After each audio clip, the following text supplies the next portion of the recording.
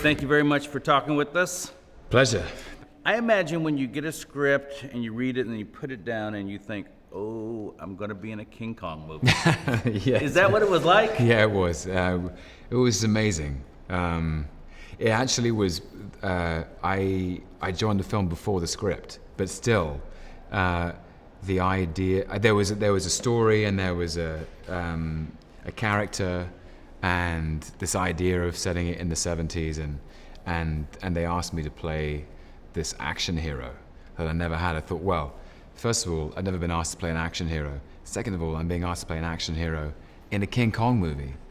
This is a great day. As a kid, do you ever even dream of something like this? I mean, you dream of stuff. Yeah, it's pretty wild. If I could go back in time and just tap the younger version of myself on the shoulder, you know, as he's watching this old TV and the old 1933 movie, Kong climbing up the Empire State Building, and say, you're going to be in a movie with him one day. That'd be pretty wild. Now, who is James, your character? You say he's an action hero, but yeah, he's motivated by something. His name's Captain James Conrad, and Conrad is a former British Special Forces soldier whose particular skill is in jungle survival and the recovery of lost soldiers. He's seen a lot of action in war and probably come face to face with some unimaginable horror. And you meet him at the beginning of the film, and he's lost.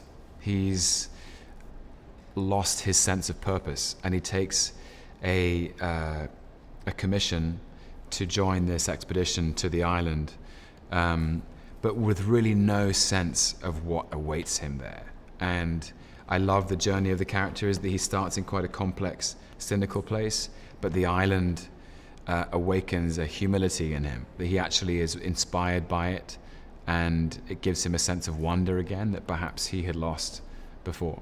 You say he has no sense of what awaits him. Yeah. How could he? He could. Yeah, How right. could he? Yeah. How big was this thing? I mean, just in scale. I mean, Kong himself is 100 feet tall? 100 feet tall, yeah. So as you were on the set, what's that like for you to see? Well, obviously, Kong doesn't show up for work. But, you know, the production was massive. I remember we started shooting at an air base on the island of Oahu in Hawaii.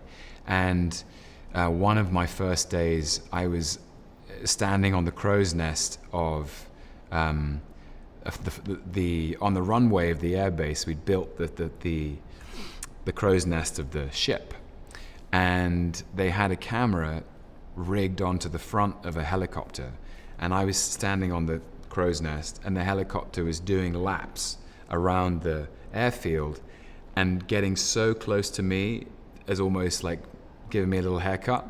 And I thought, you know, and they had all the other actors down below, and that's when you know you're in a big movie, when the camera is not just on a tripod, it's actually on the front of a helicopter and is doing laps around your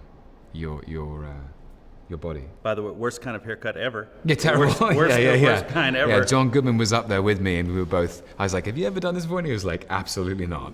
What was it like when you first saw Kong on the screen? Because you kind of meet him the way the rest of us meet him at the movies. Yeah, unbelievable.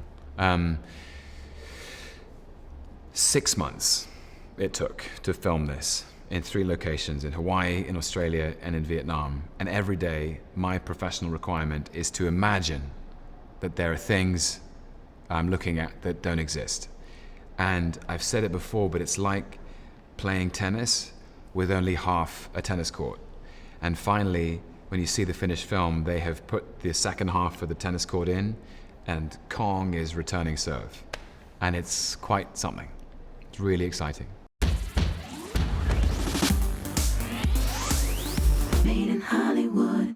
Hey guys, thank you for watching this video. Don't forget to subscribe to our channel, Made in Hollywood TV. Let us know what you think in the comment section below. And for the next awesome video, click right here. Click in that box right there. Super easy.